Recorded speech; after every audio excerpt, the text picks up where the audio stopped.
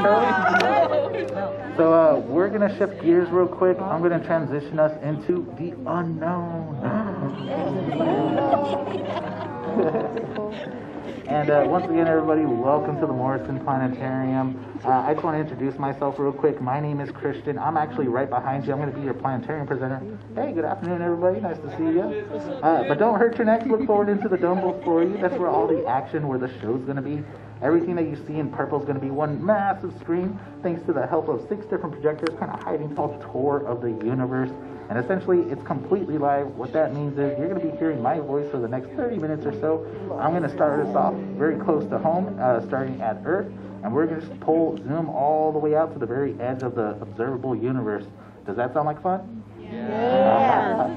All right, just make sure no one has an existential crisis of how big the universe is. Close to home, we're looking down on Golden Gate Park. We have this beautiful park, 50 incredibly long blocks.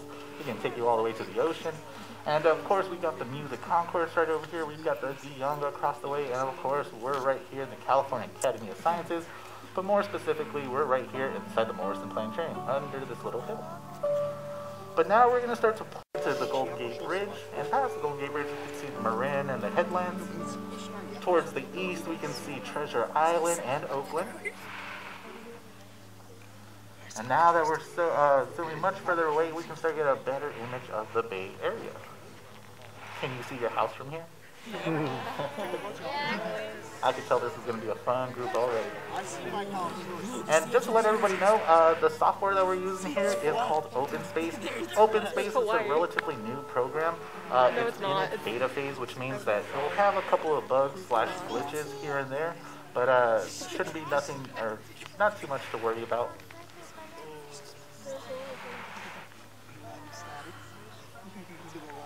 Alright, now we're getting a good view of our planet Earth. And now we're going to start to see all the weather patterns start to come in. And hey, look at that, there's a glitch already. That triangle is not Check the triangle. Things in the future don't always work. It's sunny. It's usually cloudy or foggy around here these times.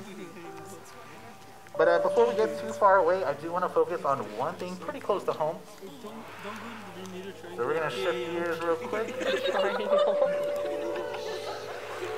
And once again, folks, if you're seeing, or if you don't like what you're seeing, remember, just close your eyes.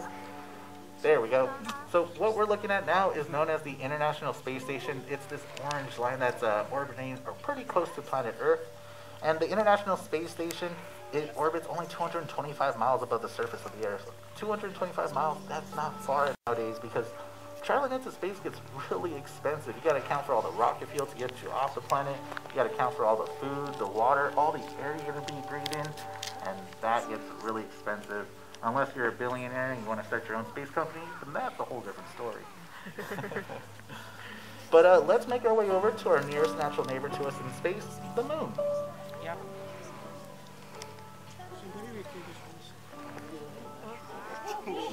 Well, I told you we're going to crash into a planet.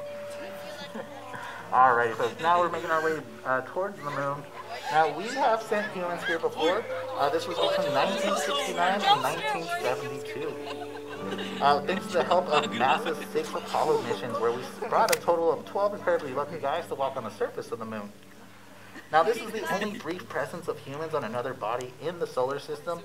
And from here on Earth, it looks like the moon's really close to us. It feels like you can reach your arm out and touch the moon from our perspective here on Earth. But the moon's actually 240,000 miles away from us, from Earth. That's about 250,000 miles. So or since, it only takes light 1.5 seconds to cross that distance at the speed of light. That's kind of like a short pause in conversation. But for now, we're going to leave the moon behind, so everybody say bye-bye, moon. Bye-bye. Hello, moon. See you later. How are you doing? And now, folks, we're going to be taking another great leap into a much larger realm of our solar system. We're going to watch the moon and the Earth and its orbit as they slowly recede. And on our journey, we're going to be traveling much faster than the speed of light. We're going to be traveling at the speed of the human imagination, thanks to computer models showing us the most accurate images and information available to us. And now the nearest star to us starts to come into view. And our star, the sun, is about 93 million miles away from the Earth. That's about 8.5 light minutes away from us. That's kind of like a short pause for a coffee break. And that's a really fascinating fact to take in. So again, it takes light to travel 8.5 minutes to reach us on Earth. If the sun was to turn off all of a sudden, we wouldn't know about it because the last bit of that light would reach us for 8 minutes and then all of a sudden it would be nighttime. That is a pretty cool concept.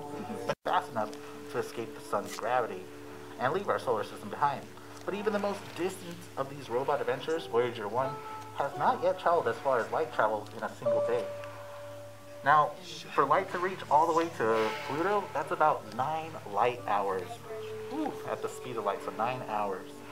But let's leave our solar system behind, folks. We're going to be leaving the solar system and the planetary scale far behind us. And now we're going to be traveling in interstellar space, the space between the stars. Distance now becomes so immense, it's going to take us over 4 years at the speed of light to reach the next star system to us, the Alpha Centauri system. And if I'm correct, I do believe the Alpha Centauri system is this one right here. So this is us, 4 years at the speed of light.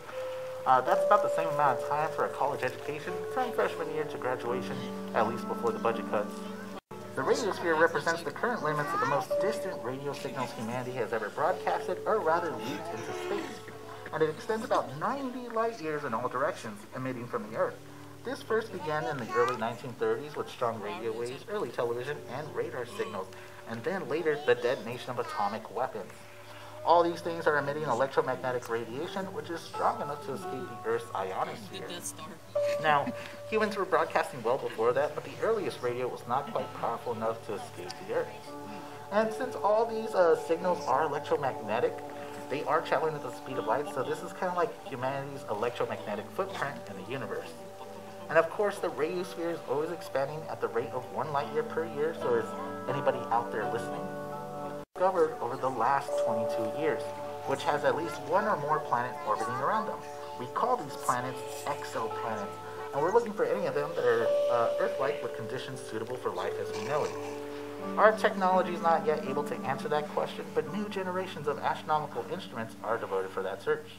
Influence on the universe. As huge as our radiosphere is, our radio imprint on the universe is tiny in comparison to our Milky Way galaxy. So let's zoom on out and get a better view of our Milky Way. Behind you, there's an asteroid. So keep your eyes on that radiosphere. It's going, it's going, it's gone. Asteroid up ahead. Can you still see the radiosphere? Yes. Ooh, it's very tiny, huh? And now we're looking down on our Milky Way galaxy, and our Milky Way is incredibly large. If you wanted to cross the Milky Way from one side to the other, it's going to take you 130,000 years at the speed of light. Ooh, that's a big galaxy. Now 130,000 light years, that's about the same amount of distance in time and space equal to the length of the human species history. There could be billions of planets and potentially millions of Earth-like planets throughout our single galaxy. And before we leave the Milky Way galaxy, I want y'all to really take notice of the shape of the Milky Way. We live in a flat spiral disk. So if you look at it from a sideways perspective, our galaxy kind of looks like a big flat pancake. You can't really see it. But this is important because when astronomers want to learn about the universe, instead of looking through this perspective, through all the gas and debris and planets and stars, it makes it very difficult to study the universe. So instead, they look galactically north and galactically south instead of looking through all that gas and debris. Now that's going to come important later on the show, so just keep that in mind.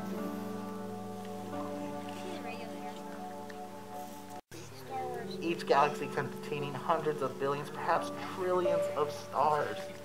And as our picture expands, we discover that galaxies are not evenly distributed throughout space, but instead they're clumping together in clusters with great regions or voids that have very few galaxies. And we live in a local group which contains about 30 galaxies, large and small. It also includes the large spiral galaxy to us, the Andromeda Galaxy, only 2 million light years away, just next door, and we're heading right for it. We're going to get to know it pretty intimately in about 5 billion years, so mark your calendars. And folks, what we're seeing now, this picture represents the closest 30,000 galaxies to us in a space over 300 million light years across. Luckily, we have this awesome galactic map thanks to the hard work of an astronomer by the name of Brent Tully, who compiled this representation from the work of dozens of astronomers working over decades in time to color code the densest regions of galaxy clusters in red. Here on the dome, they kind of appear like little orange dots, but you can start to see where all these galaxy clusters are located. So we got to give thanks to Brent Tully for this awesome galactic map. And now we have data from automated systems that are mapping even the most distant galaxies. So now we're going to start to zoom on out, and we're going to see the large-scale structure of the universe.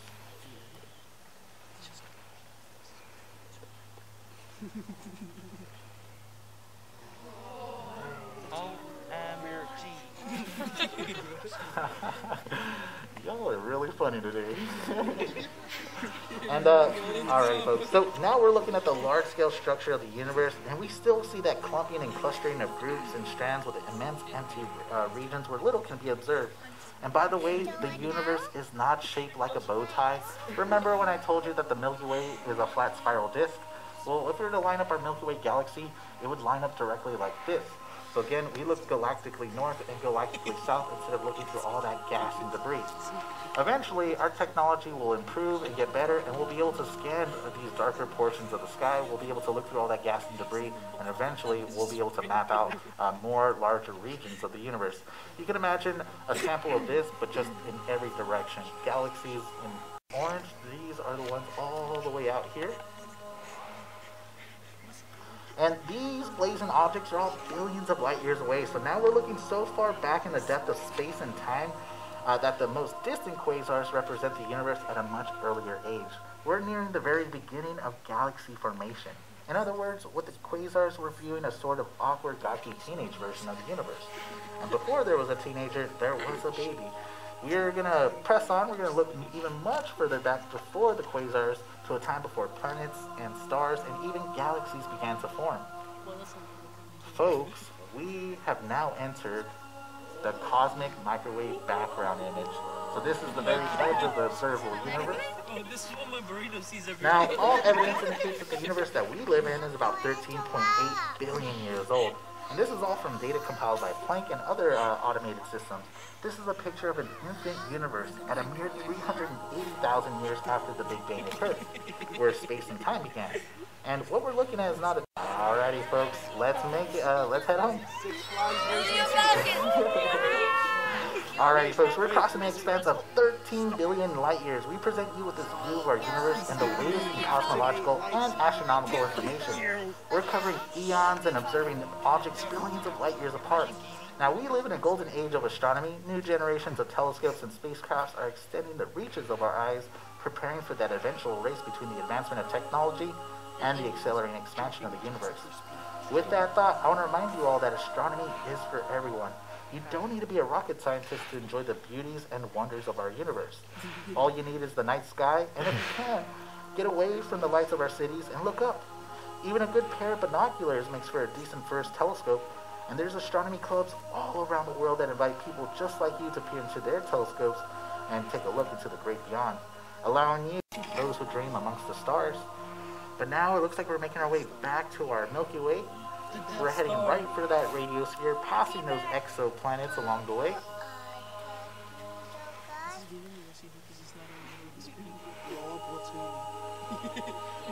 Blow up Tatooine.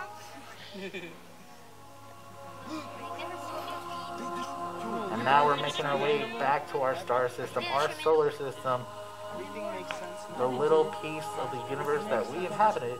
We're passing those robot adventurers that we sent out during the 1970s. We're making our way downtown, walking fast, faces passing, we're homebound. And of course, we're making our way to the third rock from the sun, our pale little blue dot, our little garden in the vastness of space, planet Earth. And as we make our approach back to planet Earth, folks, this is going to be the end of our Tour of the Universe show. I want to thank you all for stopping by and watching it with me today.